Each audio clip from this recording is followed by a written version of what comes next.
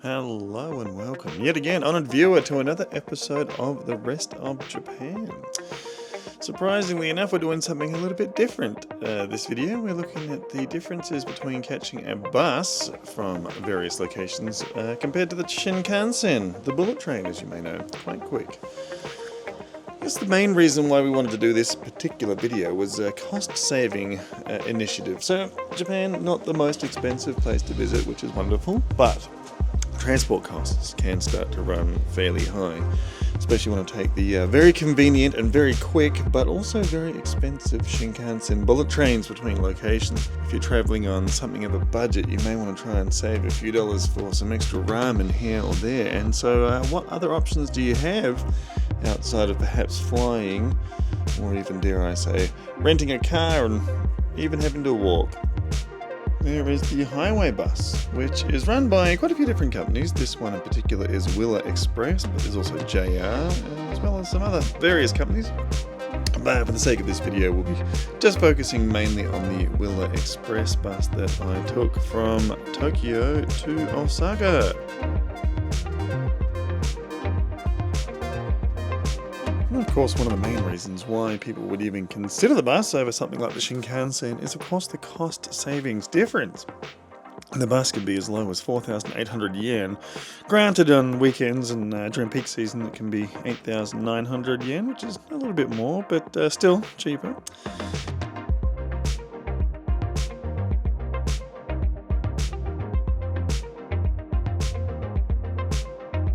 And of course you can compare that to the likes of the Shinkansen tickets, which start at about 13,800 yen and can run up to nearly 20,000 yen per person if you are taking luggage in the green car. And here's the green car, in fact, and I will say they are nice. So if you ever do plan on getting the Shinkansen and you've got a bit of extra yen to burn, I would highly recommend using the green car.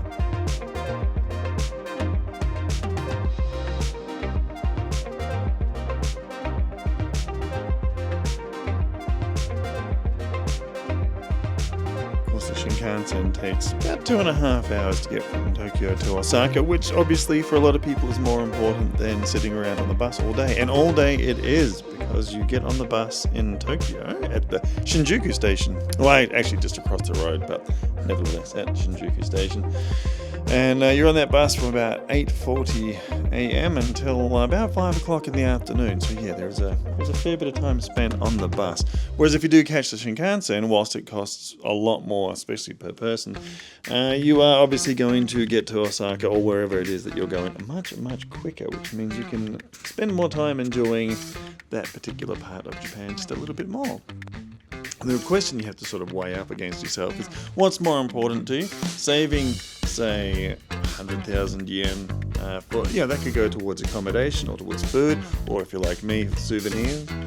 Just depends what you want to do with that money and, of course, that time. Now, for me, I was there for 3 weeks this most recent trip, so I had plenty of time on my hands, so that's why I thought an entire day on the bus, it wasn't too bad.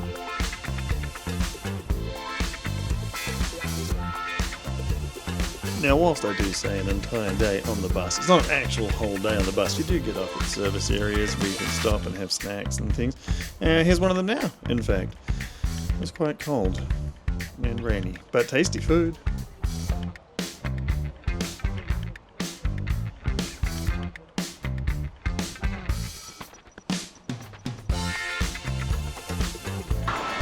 So, honoured viewer, it is very cold at our first spot.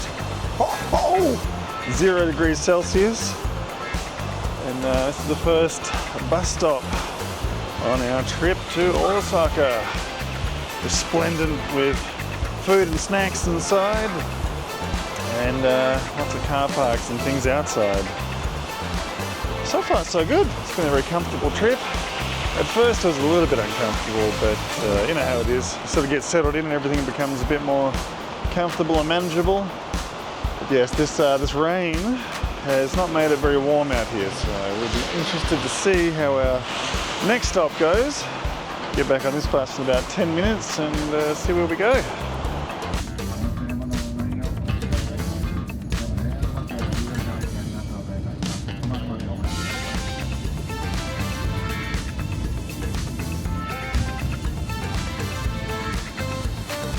this rest area in particular was quite an interesting one. It seemed to be based on something to do with Oda Nobunaga, which is why you see the little cats with Tanegashimas there. There wasn't really much in the area per se, but lots of vending machines and of course food and trinkets and things inside, including replica Tanegashimas, which is like a Japanese sort of matchlock rifle, if you will. And yeah, it was also a hill in the distance which we'll climb.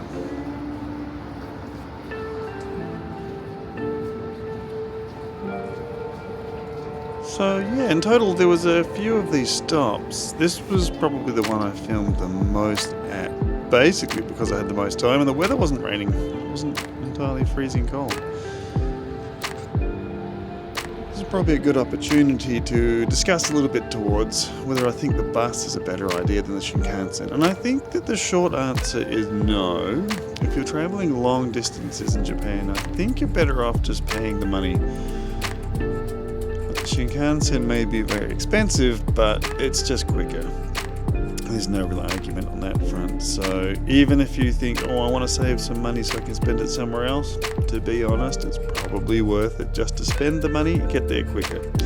Now, for short distance trips, if you're going from, say, Osaka to Nagoya or something similar to that effect, then it's entirely likely that a bus is a better option for yourself, especially if you're just a solo or even just two people traveling.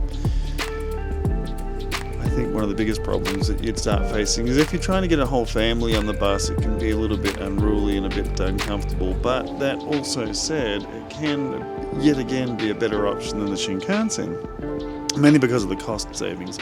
I mean, you can pay for essentially your whole family to get a one-way ticket on a bus for, say, 200,000 yen, thereabouts, including your luggage as well, which is the price of a single green car Shinkansen ticket. Now, I admit the green car is obviously very expensive and the highest end of it, but just saying that is the cost difference that you can expect.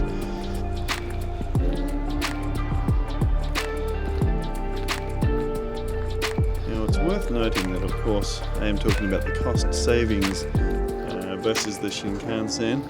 And of course there's a cost that you're going to run into no matter where you are in Japan, and that is of course the food costs. Now, I stocked up before I caught the bus in the morning, so I went to a konbini, grabbed some onigiri, some drinks, water, bits and pieces. So I didn't actually spend any extra money throughout the course of this trip, but I did, of course, have to snack at some of these rest stops because they were delicious. I mean, this is Japan. And they're not like other countries in the world where you go to a truck stop and you see their food and think there's no way on earth I'm eating this.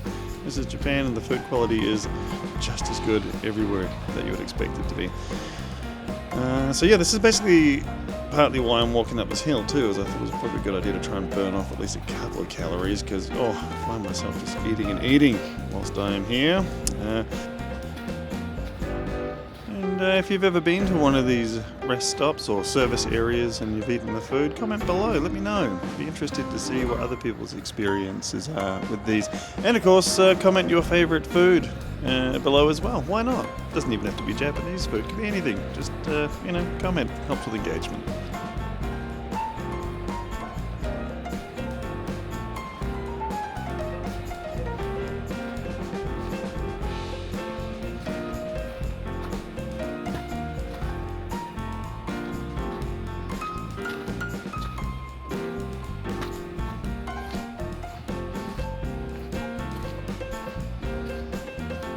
Of course, if you could naturally press that like and subscribe button for us, that would help our channel out a lot, and hopefully get us over to Japan more often so we can keep making more interesting content.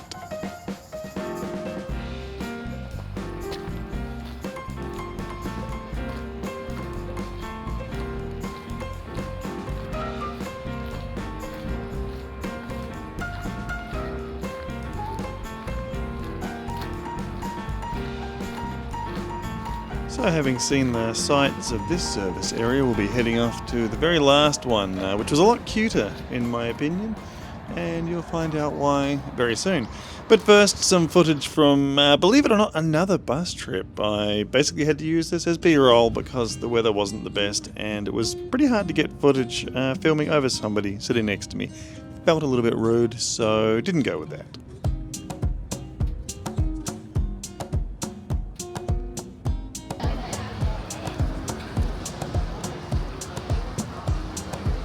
Yeah, so this last service area was tanuki themed. And for those who don't know, tanuki is like a raccoon dog, very sort of popular in Japan, especially with the Ghibli crowd. There was the Pompoko animated movie. Yes, this service area was quite nice. It was again quite cold, but yeah, they had lots of souvenirs inside, including tanuki, and of course I bought one because why wouldn't I? They're cute, they're adorable. But look, once again, thanks for watching. I hope you enjoyed this particular video. It's something a bit different, and we do have some more stuff scheduled to come soon. So yeah, of course, like, subscribe, and we'll see you again in the very next video. Bye!